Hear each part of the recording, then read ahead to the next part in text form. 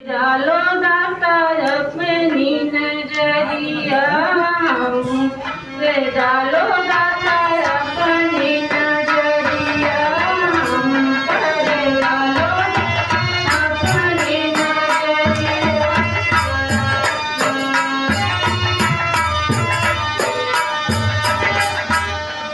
जरा से नजर से मेरा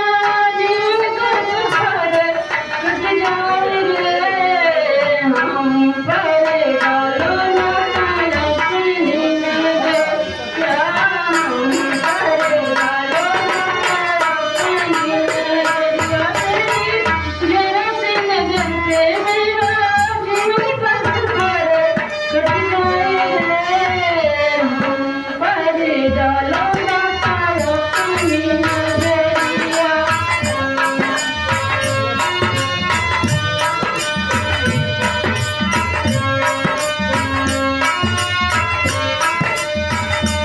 मेरे पर रखना बाबा अपना ये दोनों हाथ मेरे सर पर रखना बाबा अपना ये दोनों हाथ जहाँ रहूँ जिस हाल में रहूँ रहना तू मेरे साथ जहाँ रहूँ जिस हाल में रहूँ रहना तू मेरे साथ संग संग चलना बाबा हमारी डगरिया संग संग चलना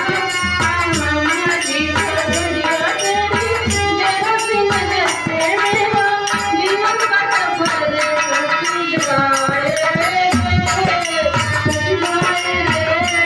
हम पर डालो